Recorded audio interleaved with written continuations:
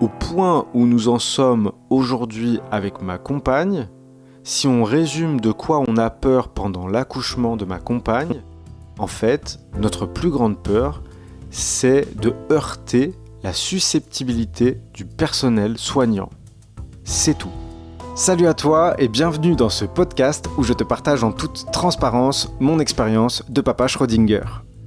En effet, je vais très bientôt devenir papa pour la première fois de ma vie, ce qui fait que je ne suis pas papa, mais quand même un peu, mais pas encore tout à fait. Bref, je suis dans un moment charnière, à la fois bouillonnant, passionnant et déstabilisant.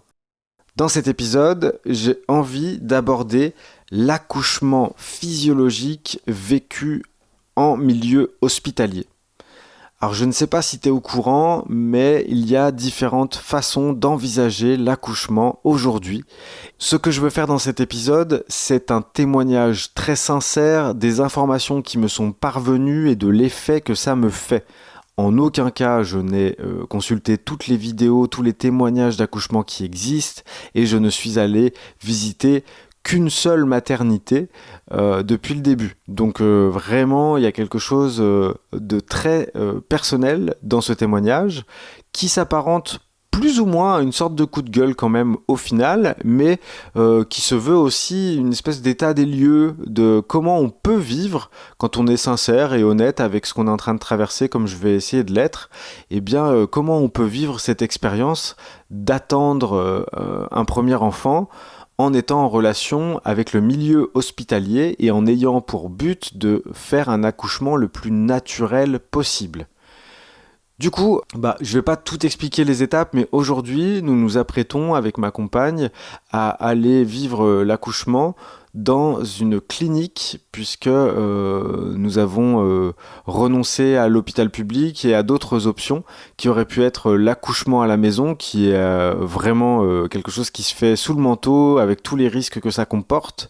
Ça comporte notamment le risque de devenir une urgence médicale si ça se passe mal et dans ces cas-là de ne pas avoir vraiment le matériel adéquat pour faire face à la situation.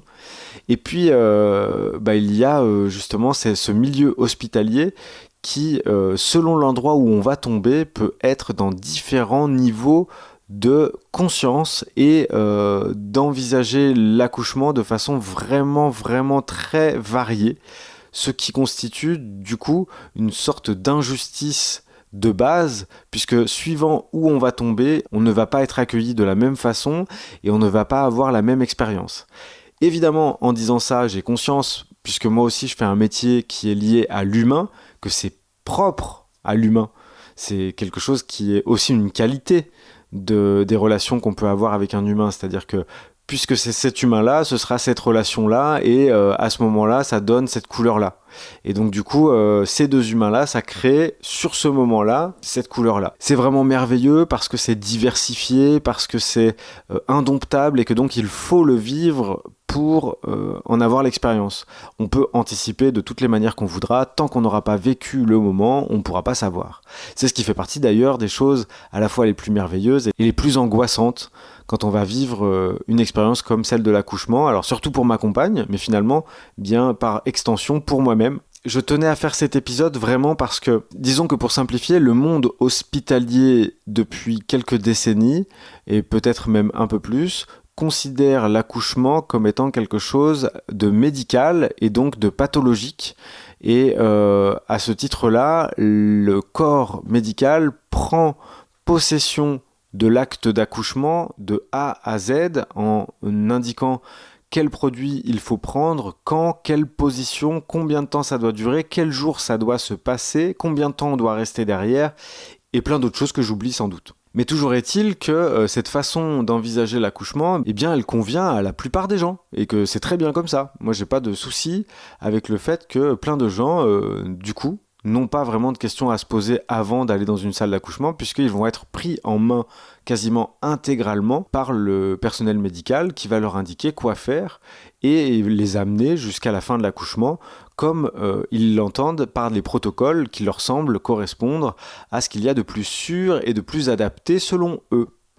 Et puis, eh bien, quand on mène la réflexion un peu plus loin et qu'on a peut-être une sensibilité différente, Alors je pense pas que ce soit non plus hyper marginal, mais en même temps je sais pas vraiment.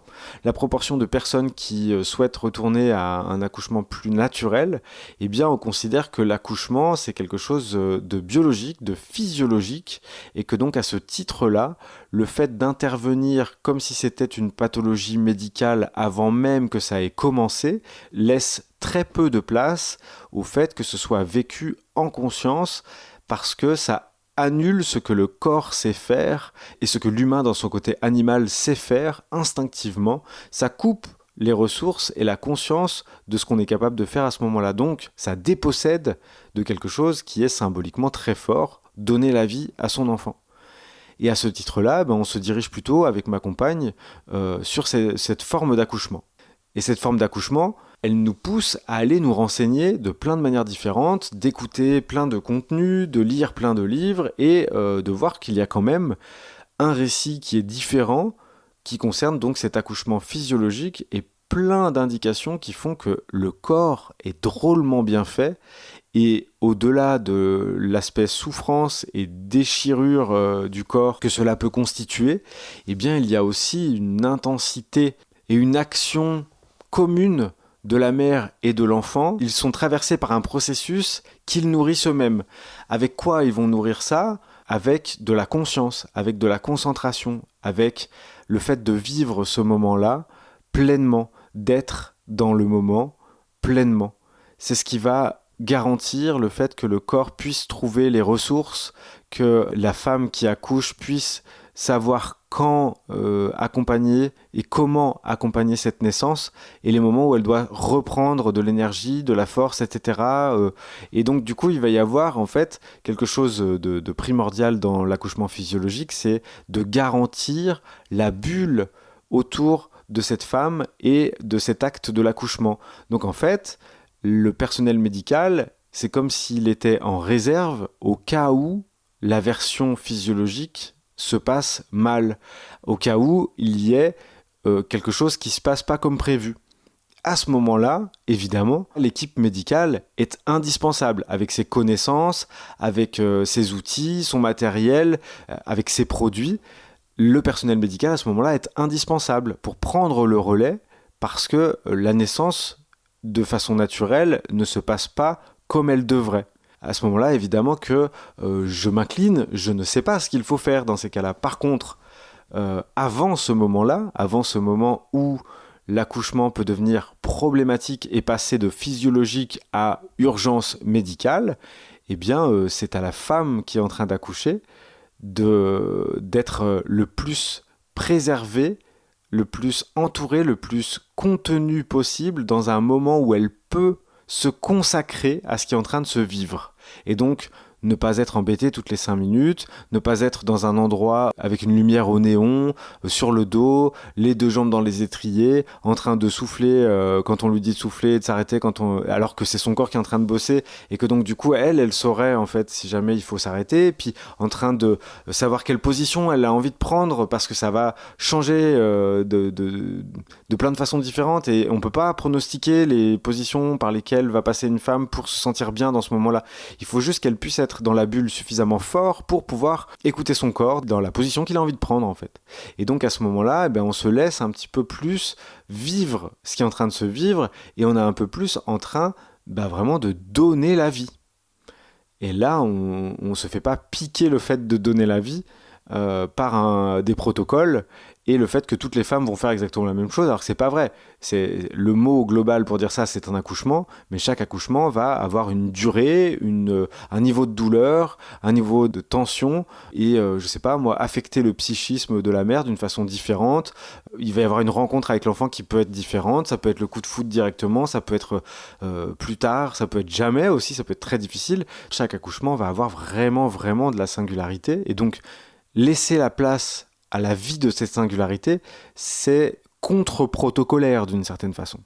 Donc, je ne suis pas en colère contre le corps médical. Ce sont des personnes qui font un métier difficile, exigeant, avec des gens qui sont peut-être bien souvent pas agréables et qui sont peut-être sûrs de savoir mieux qu'eux leur métier. Et là, c'est bien ça dont il est question.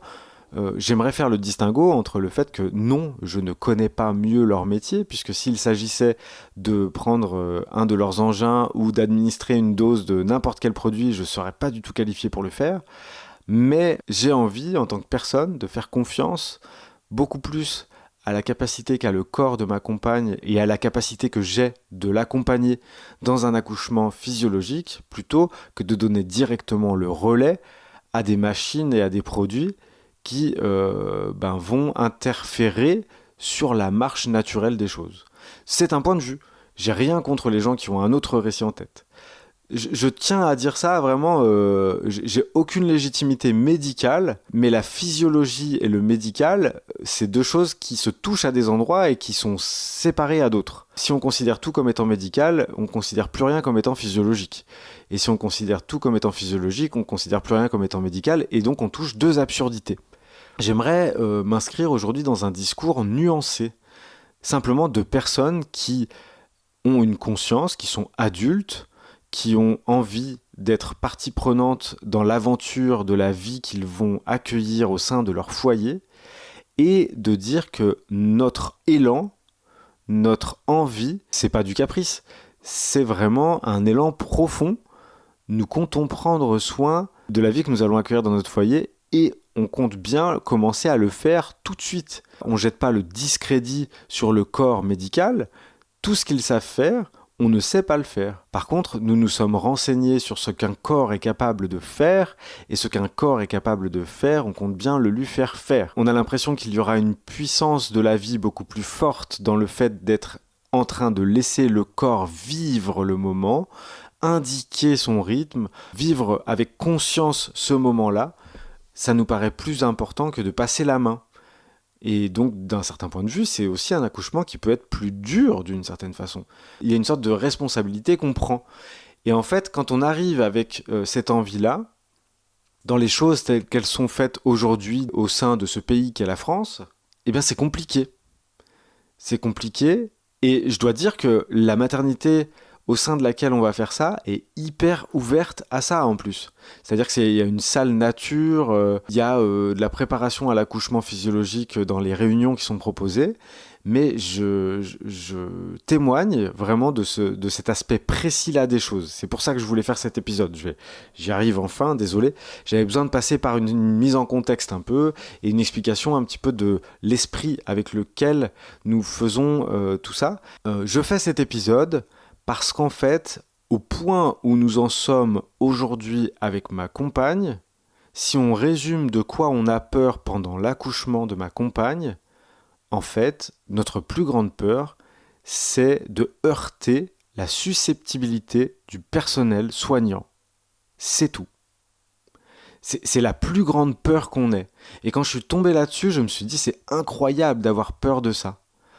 En fait, notre envie d'accoucher de façon physiologique, elle est vraiment accueillie par la maternité, mais le problème, c'est que les personnes qui nous accueillent pour nous dire tout va bien se passer lors de cet accouchement physiologique ne seront pas là le jour J. Ce seront d'autres personnes, sans doute avec d'autres personnalités, d'autres sensibilités, qui vont nous accueillir le jour J. Donc en fait, c'est impossible d'être certain que ça va se passer, qu'on va avoir en fait une sorte d'ouverture d'esprit qui va accueillir notre envie de créer la bulle pour que ma compagne accouche le plus sereinement possible, le plus naturellement possible, avec le maximum de chances que ça fonctionne. Et c'est là où c'est tendu. Il y a une incertitude, et cette incertitude, c'est tout simplement le fait de dire les personnes qui sont ouvertes d'esprit sur l'accouchement physiologique ne sont pas les personnes qui travaillent dans la salle d'accouchement physiologique. Ça va être des personnes, ça va être un peu pile ou face, quoi. On va tirer au dé sur qui on va tomber, et cette personne, elle est plus ou moins sensible à ça, plus ou moins ouverte à ça, plus ou moins fermée à ça. Et dans le cas où elle serait fermée, il peut se passer tout un tas de trucs où on commence à avoir un dialogue de sourds parce qu'elle pense qu'on veut jouer contre elle, qu'on veut annuler son métier. Ce qui est absolument pas le cas. Puisque, une fois de plus, je le répète, si le cadre qui est celui de la salle nature, qui donc a pour but logiquement de faire un accouchement naturel, si le cadre de cette salle nature est vraiment fait pour que l'accouchement se passe naturellement de A à Z, eh bien, on va vivre un accouchement merveilleux. Mais il suffit que la personne au sein de cette salle nature soit avec un autre logiciel en tête que celui de l'accouchement physiologique, eh ben, tout ça, c'est un peu mis en péril. Ça veut dire que ça va être quelqu'un qui va partir du point de vue qu'on est, je sais pas, un petit peu fou de vouloir se passer de péridurale, de vouloir laisser le corps faire alors qu'il pourrait y avoir des piqûres qui donnent les hormones qu'il faut au moment où il faut. Et donc du coup, on s'oppose à quelque chose qui n'a pas été remis en question et qui ne peut être en plus validé que par les personnes qui le vivent. Et c'est là où c'est compliqué, parce que si je passe mon temps à faire les choses d'une certaine manière, évidemment, quand quelqu'un viendra me dire il faut pas faire comme ça va toucher. Si je suis identifié à mon métier, si je suis identifié à ma pratique, ça va toucher à mon ego, ça va toucher à ma susceptibilité. Et à ce moment-là, je vais être de mauvaise composition, tout simplement parce qu'il y a quelqu'un dont c'est pas le métier qui vient me dire que ce que je fais n'a pas de valeur. Je peux le traduire comme ça. Alors que c'est pas vrai. C'est pas vrai. Si on croise quelqu'un qui pratique les accouchements de façon médicalisée, c'est très bien pour les personnes qui sont nourries par le récit de l'accouchement médicalisé et qui veulent vivre un accouchement médicalisé, c'est-à-dire ne pas ressentir le corps, ne pas ressentir la douleur et laisser le personnel soignant prendre la responsabilité pleine et entière du déroulement de l'accouchement. Mais c'est super. Cette personne-là, elle a exactement les connaissances qu'il faut pour prendre de A à Z un accouchement de cette nature. Et puis, eh bien, cette personne-là, elle a tout de même, je crois, les compétences pour superviser en se mettant en retrait et en laissant le maximum d'espace au couple qui vient pour vivre cet accouchement-là, et surtout à la femme qui vient accoucher, eh bien, laisser le maximum de place pour que l'accouchement naturel puisse, dans un premier temps, se faire, se tester, se vivre, et si à un moment donné ça devient une urgence médicale, reprendre la main avec ce qu'elle sait faire et essayer de rétablir la situation au mieux. De toute façon, il n'y a pas de situation avec un risque zéro, et accoucher, c'est dangereux pour la maman et pour l'enfant. On a réduit ce risque grâce au progrès de la médecine, donc je reviens au fait que je ne discrédite pas du tout le corps médical, c'est parce qu'il y a eu des progrès en sciences que l'accouchement est devenu moins risqué, qu'il y a moins de mamans qui meurent, moins d'enfants morts-nés, tout ça c'est grâce au progrès de la médecine que ça a été fait, mais il est temps à mon sens d'opérer un rééquilibrage entre les progrès médicaux et les connaissances que l'on a sur la physiologie et le fait de laisser aussi le corps faire ce qu'il sait faire et la vie faire ce qu'elle sait faire. La vie sait s'engendrer elle-même. On ne sait pas comment ni pourquoi. On peut observer les cellules qui sont en train de s'agglomérer pour former un petit être humain au départ, mais on ne sait pas comment c'est fait, quoi. Il y a un truc qui nous échappe, on peut expliquer toutes les étapes, mais c'est magique en fait, on n'en sait rien de comment c'est fait cette histoire-là. On peut que décrire petitement avec des termes techniques pour faire croire que vraiment on connaît tout de A à Z, mais en fait l'étincelle de vie qui fait que ça s'agglomère et que ça fait un être humain, eh bien, c'est quelque chose qu'on ne peut pas expliquer. On ne sait pas. C'est magique. Et à un endroit, cette dimension magique, entre guillemets, c'est-à-dire la vie sait s'engendrer elle-même, eh bien, des fois, je crois qu'il faut être humble et se mettre dans cette dimension-là pour laisser la vie prendre soin d'elle-même en se consacrant pleinement à être disponible à ça. Et c'est pas mystique, je veux pas tourner autour de l'hôpital en faisant des signaux de fumée, je vais pas m'habiller en peau de bête et je vais pas manger le placenta après. Donc il y a pas de... Et puis s'il y a des gens qui ont envie de faire ça, ils ont le droit de faire ça. Mais du coup, c'est vraiment ce truc-là, c'est de dire, nous nous sentons avec ma compagne très marginaux, alors que finalement, c'est vraiment quelque chose qui est pas très subversif, je crois. C'est pas très subversif de se dire, tiens, on a fait des gros progrès médicaux, si ces progrès médicaux, plutôt que de prendre la main sur la vie, accompagner la vie pour si jamais ça se passe mal, pouvoir prendre le relais et dire comme ça se passe pas comme prévu, nous sommes là pour réparer ou pour essayer d'intervenir, de changer le cours des choses. Mais ce cours des choses, il n'est pas à changer a priori, il n'a pas à être annulé parce que on a fait des progrès médicaux, donc du coup on se substitue au début du processus, au milieu du processus et à la fin du processus. Enfin, c'est dommage en tout cas que ça prenne ces proportions-là. Et même s'il y a des gens qui peuvent vouloir fonctionner comme ça, ce que je respecte tout à fait, c'est dommage qu'il n'y ait que cette version-là.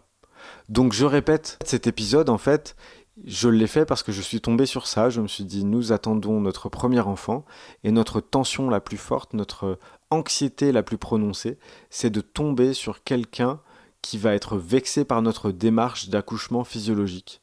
Mon objectif, c'est pas de m'opposer au corps médical et de leur mettre des bâtons dans les roues dans ce qu'ils savent faire, hein, vraiment. C'est pas du tout ça. Donc c'est pas une déclaration de guerre, c'est pas une opposition et j'ai bon espoir que ça se passe bien. J'ai vraiment confiance dans le fait que ça va bien se passer. Mais le fait de constater que notre point d'anxiété le plus prononcé était celui-ci, je me suis dit c'est quand même quelque chose que j'ai envie de partager, que je trouve impactant. Voilà. Et donc j'avais envie d'exprimer ce point de vue en disant ben voilà, on va faire de notre mieux pour ne pas heurter la susceptibilité potentielle du personnel médical ce jour-là. Évidemment, il y a des chances qu'on tombe sur quelqu'un tout à fait bien adapté à la situation, qui n'a rien contre l'accouchement physiologique et qui va très bien nous accueillir. Et d'ailleurs, j'ai plutôt l'impression que c'est comme ça que ça va se passer. Mais le fait qu'il existe une possibilité que dans une salle nature, dans une maternité, on puisse tomber sur un personnel qui va dire oulala, c'est quoi ces hurluberlus qui accouchent dans notre salle nature, je trouve ça bizarre en fait, vraiment. Donc en tout cas, j'avais envie de partager ça aujourd'hui, d'envoyer de l'amour à tout le personnel soignant qui écoute cet épisode, et puis même ceux qui n'écoutent pas, peu importe leur façon d'envisager l'accouchement. Je sais que c'est une sacrée mission, qu'on le fasse de façon médicale ou physiologique, de toute façon c'est quelque chose d'incroyable, c'est une mission particulièrement périlleuse et particulièrement intense et humaine, et donc merci pour ça, qui que vous soyez et quel que soit votre logiciel. Et puis je t'invite à réagir en commentaire si tu as des choses à dire sur le sujet, si tu as des expériences aussi à rapporter, que tu sois une femme qui a accouché récemment ou un papa qui était Schrödinger et qui ne l'est plus suite à cette expérience-là, ou une naissance que tu as vécue récemment. Voilà, c'est ce que je voulais dire sur le sujet aujourd'hui. Donc merci à toi d'avoir écouté cet épisode jusqu'au bout. N'hésite pas à le partager autour de toi, à tous les papas et toutes les mamans Schrödinger que tu connais, et les parents en général qui ont peut-être perdu contact avec ce moment unique, à la fois important et déroutant. Tu peux mettre un petit pouce en l'air si ça t'a plu, t'abonner à la chaîne bien entendu. Je te souhaite une merveilleuse expérience et je te dis à bientôt. Salut!